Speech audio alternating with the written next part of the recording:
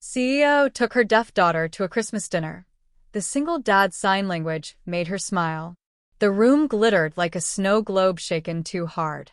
Crystal chandeliers cast warm light over silk gowns and tailored tuxedos. Silver garlands wrapped around marble pillars. A live orchestra filled the air with gentle carols meant to feel intimate, expensive, important. Eleanor Royce stood at the entrance, perfectly composed, perfectly dressed, yet utterly unprepared. As CEO of Royce Global, she was used to walking into rooms where people stopped breathing for a second. Tonight should have been no different. But the pause that followed her arrival wasn't admiration. It was uncertainty. Hands stilled. Conversation slowed. Eyes flicked. Not to Eleanor, but to the small girl standing beside her. Lily Royce, age 10, held her mother's hand tightly. She wore a soft red dress with a white ribbon at the waist, chosen weeks ago with careful excitement.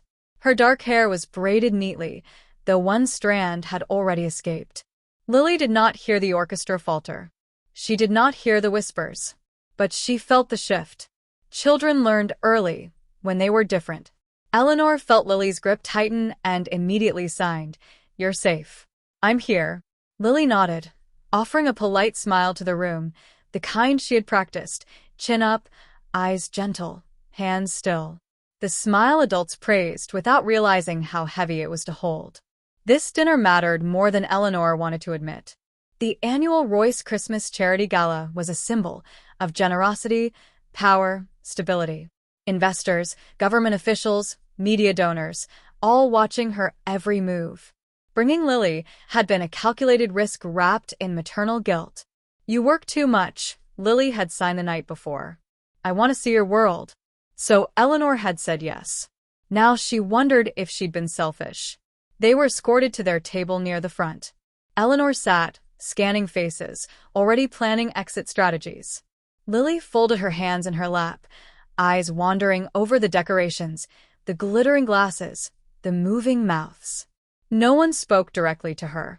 They spoke around her. "She's grown so much," someone said, smiling too brightly. "Such a beautiful dress," another added, without waiting for Eleanor to translate. Lily nodded again, smile fixed. Eleanor felt something crack inside her. Across the room, near the service corridor, Daniel Carter was supposed to be invisible. He wore a borrowed suit that fit just a little too tight at the shoulders, the kind that reminded you it wasn't yours. As part of the contracted facilities team for the event, his job was simple. Supervise staff, handle problems quietly, don't attract attention. Which he was very good at. Being unnoticed had been his life for years. Single dad. Widower. 2 kids at home with his sister for the night. He'd promised them leftover desserts and a story about rich people Christmas. Then he saw the girl. Not because she was the CEO's daughter, but because of the way she sat. Still. Observant. Slightly withdrawn, like she was watching the world through glass. Daniel recognized it instantly. His late wife, Maria, had been deaf. He'd learned sign language for her, first clumsily, then fluently. It had become the language of love in their home. Even now, years later, his hands remembered without effort. Daniel watched Lily nod politely, smile carefully, and his chest tightened. He didn't plan to approach. He just did. When Eleanor noticed him walking toward the table, her instincts flared. Staff interruptions at events like this were never good news. But instead of speaking, the man bent slightly, so he was level with Lily. He smiled, not the polite kind, but the genuine warm one. And then his hands moved. "Hello.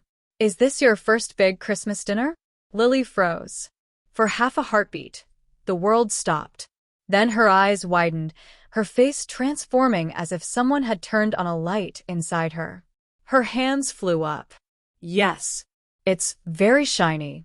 A little too shiny." Daniel laughed silently, shoulders shaking. "I agree.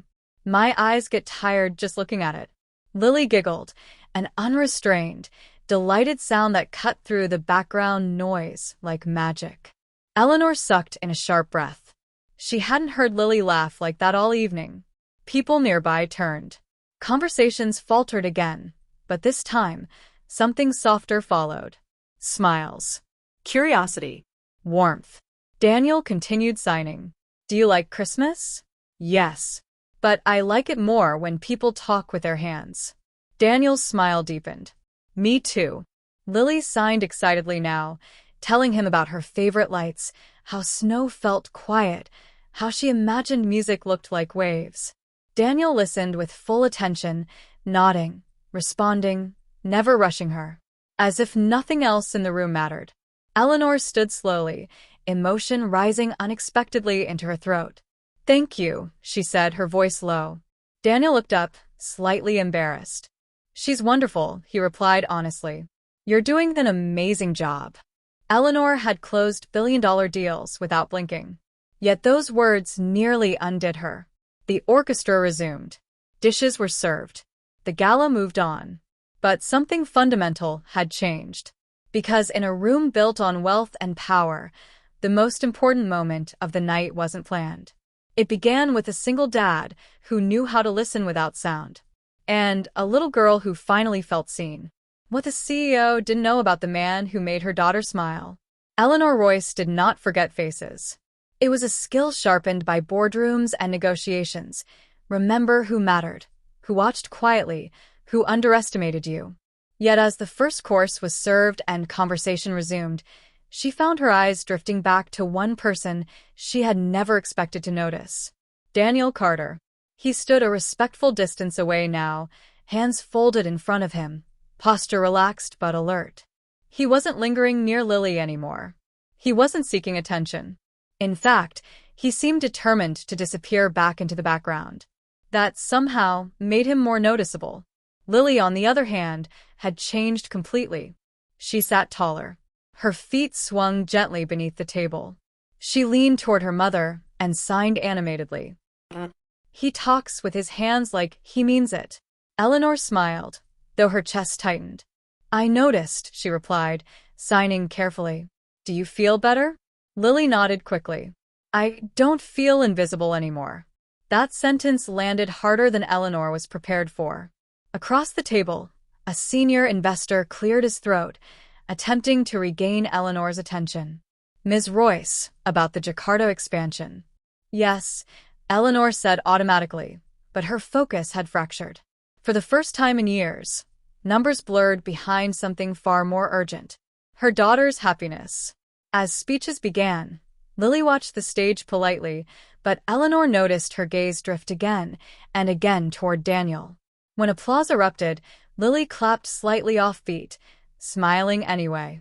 Daniel caught her eye once and signed discreetly from across the room. You're doing great. Lily beamed. No one else noticed, except Eleanor. She excused herself quietly midway through the second speech, murmuring apologies as she stood. The room barely reacted, another benefit of power. She crossed the edge of the ballroom, heels clicking softly, until she reached Daniel near the service corridor. Mister? She prompted. Daniel, he replied quickly. Daniel Carter. I wanted to thank you properly, Eleanor said. You didn't have to do what you did. Daniel shrugged, a little uncomfortable. I know. I just saw her sitting there, and it felt wrong to ignore it. Most people don't know how to talk to her, Eleanor said carefully. He nodded. Most people don't try. The honesty wasn't sharp. It was gentle, matter of fact. That somehow made it worse. Where did you learn sign language? Eleanor asked. My wife, Daniel replied without hesitation. She was deaf. Eleanor paused. Was? Daniel's eyes flickered, not away, but inward. She passed 3 years ago. I'm sorry, Eleanor said softly. So am I, he replied, equally quiet. But Lily reminded me of her. Not the deafness. The way she watches people. Like she's translating the world. Eleanor swallowed. That's exactly what she does. They stood in silence for a moment, the muffled orchestra filling the space between them. I should get back, Daniel said, stepping away first. Enjoy your evening. He didn't ask for anything, didn't linger, didn't try to impress her. That unsettled Eleanor more than arrogance ever could. Back at the table, Lily watched her return with keen interest. You talked to him? Yes, Eleanor signed. I did. He's nice. Not fake nice. Real nice. Eleanor almost laughed. Lily had always been devastatingly perceptive. As dessert arrived, the mood of the room softened. Wine loosened tongues. Laughter came easier. Someone proposed a toast to generosity and inclusion. The word inclusion echoed in Eleanor's mind. Halfway through dessert, a problem arose. A young donor's son, no older than 8, began to cry loudly near the stage. He had autism, Eleanor remembered vaguely. The noise, the lights, the crowd, it was too much. His parents tried to calm him, clearly embarrassed, whispering urgent apologies to those nearby. The room stiffened again. Too loud. Too uncomfortable. Too inconvenient. Eleanor recognized that tension now. Before she could intervene, Daniel moved. He approached the boy slowly, crouching down, speaking softly while keeping a respectful distance. He mimed deep breathing, slow and steady. He pointed gently to a quieter corner near the hallway. The boy hesitated, then followed. The crying stopped. A wave of relief swept the room, followed by polite applause that tried to disguise its earlier discomfort. Lily watched, eyes wide. He helps everyone, she signed. Eleanor watched Daniel guide the child back to his parents, who thanked him with visible emotion. Something inside Eleanor shifted, quietly, irreversibly. This wasn't coincidence. This man didn't just know sign language. He knew how to see people others overlooked. When the evening finally drew to a close, Lily tugged at Eleanor's sleeve. Will he be here again? Eleanor glanced across the room, where Daniel was already returning chairs, resuming his invisible role. I don't know, she signed honestly. Lily's smile faded. Just a little. Eleanor straightened her shoulders. She was the CEO of a global empire. If she wanted someone to come back, she would make sure he did. And Daniel Carter had no idea that a simple act of kindness, offered without expectation, had just placed him directly in the path of a woman who never ignored things that mattered. Not anymore. The call that changed a single dad's ordinary life. Daniel Carter was halfway through packing school lunches when his phone rang. It was 6:12 a.m., the hour reserved for burnt toast, missing socks, and the quiet chaos of single parenthood. His 8-year-old son, Noah, sat at the kitchen table building a crooked tower of cereal boxes, while his 6-year-old daughter, Emma, hummed softly as she colored. Dad, Noah said, is this enough peanut butter or is this sad peanut butter? Daniel smiled. That's emotionally acceptable peanut butter. The phone buzzed again. Unknown number. Daniel wiped his hands on a dish towel and answered. Hello. Mr. Carter?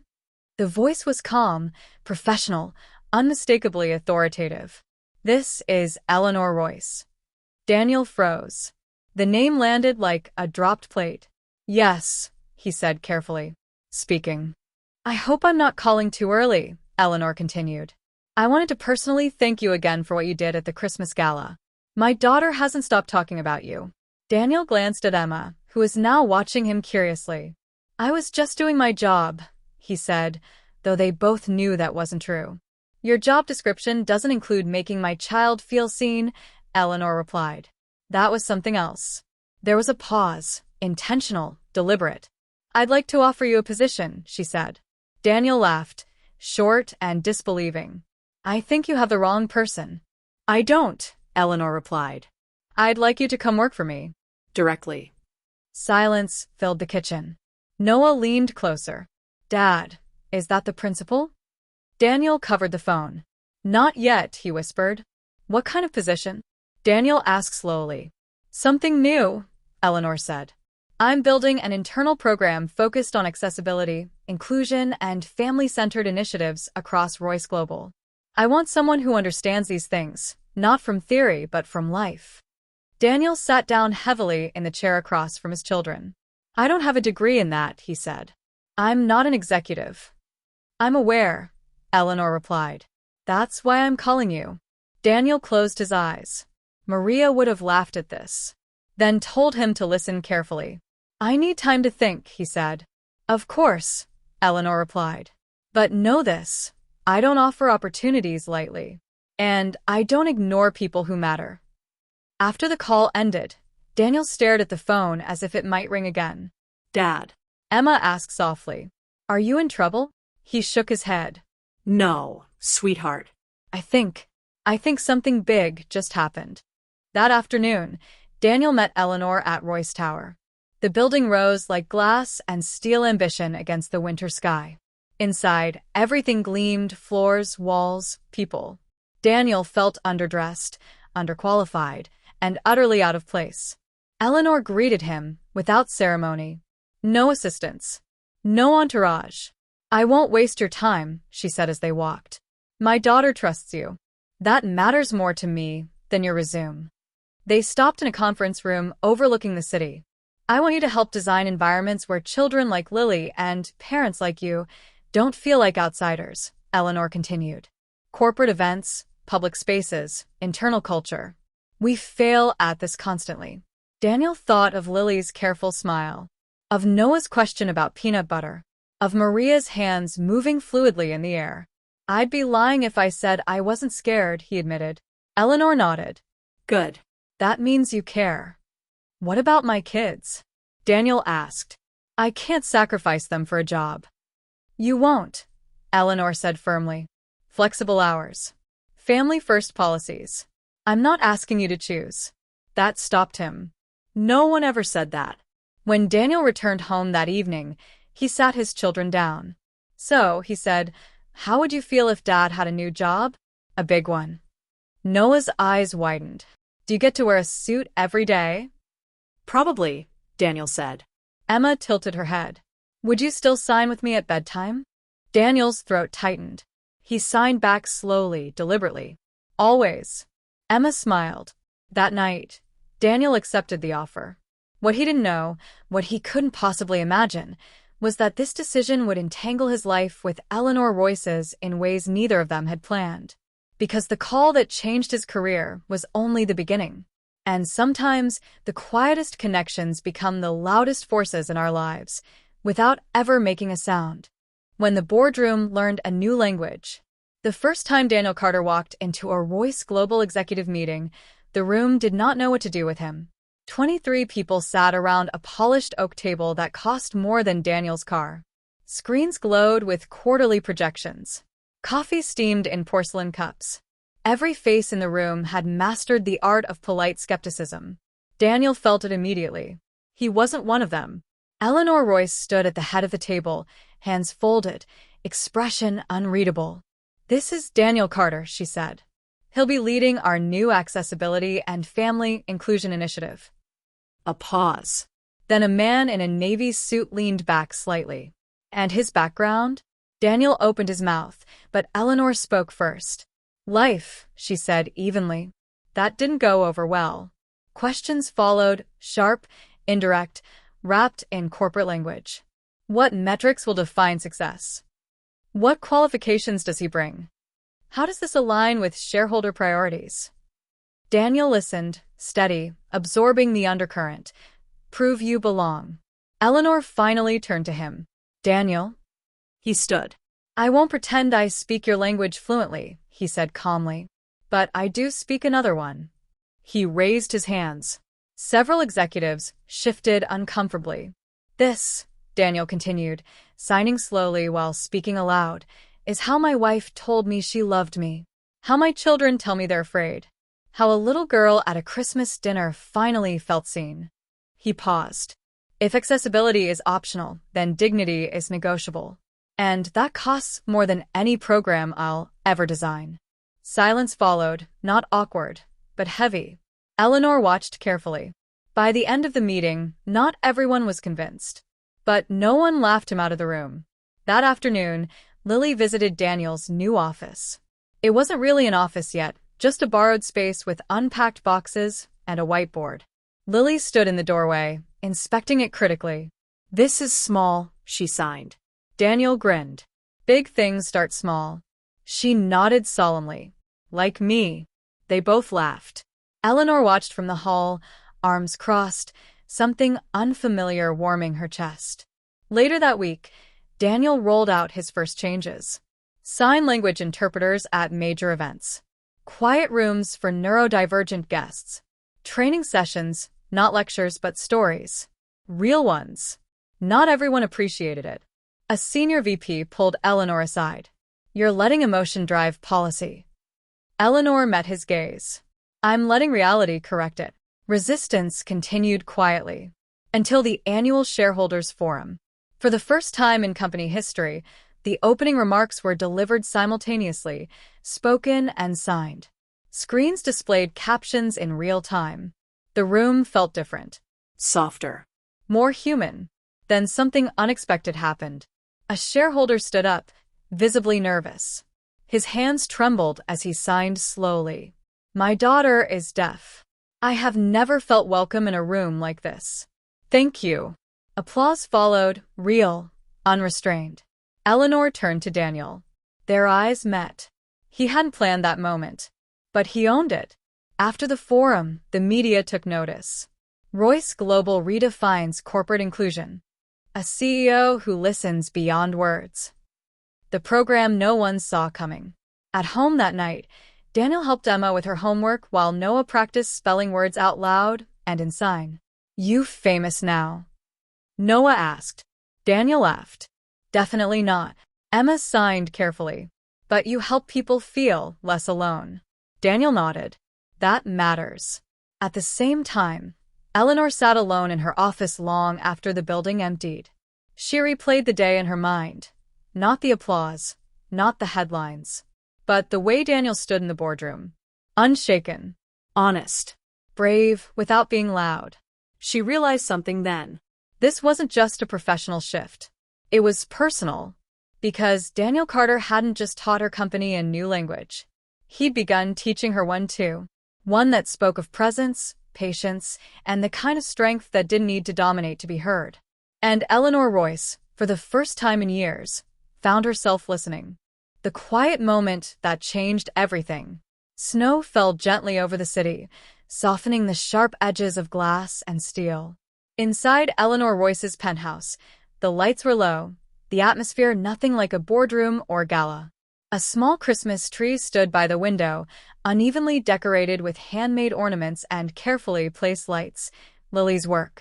Daniel stood awkwardly near the doorway, hands tucked into his coat pockets, wondering how his life had pivoted so dramatically in less than a month. "This is quieter than I imagined," he signed with a smile. Eleanor laughed softly and signed back. "I like quiet now." Lily sat cross-legged on the rug, arranging figurines into what appeared to be a very serious nativity scene. "You're late," she signed to Daniel, grinning. "We saved you hot chocolate." Daniel pretended to bow. "I am honored." They settled in, the city glowing beyond the windows. For a while, no one spoke. The silence wasn't awkward, it was comfortable, shared.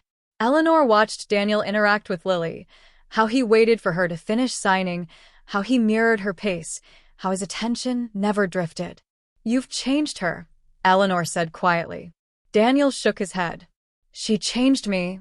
Lily looked up, eyes curious. "You both look different when you're together," she signed matter-of-factly. Eleanor raised an eyebrow. "Is that so?" Yes. "You smile slower." He breathes easier. Daniel laughed under his breath. Eleanor didn't. She felt seen, truly, uncomfortably seen. Later, after Lily went to bed, Eleanor and Daniel stood by the window. Snow pressed against the glass like a promise. "I'm not good at this," Eleanor admitted. "Letting people in. Trusting." Daniel nodded. "I lost that once. It takes time to risk it again." She turned to him. "I don't want to rush. Or complicate things for our children." "Neither do I," Daniel said. "But I don't want to ignore something real just because it's quiet." Their hands brushed just briefly. It felt louder than any applause. Weeks later, at the next Royce Global holiday event, something was different. Lily stood confidently at the front of the room, signing as a young choir sang beside her. The audience watched in complete silence, captivated. Daniel stood near the stage, not as staff, not as an outsider, but as family. Eleanor watched from the front row, heart full.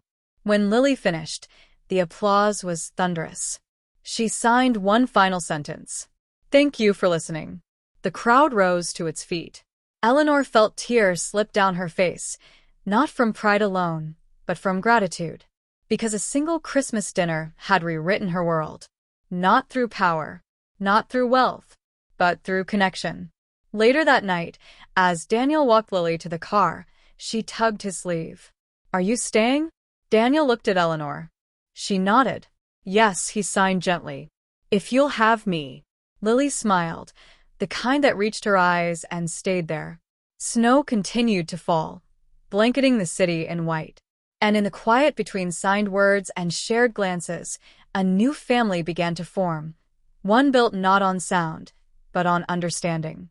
Because sometimes, the most powerful stories are told not by speaking louder, but by learning how to listen.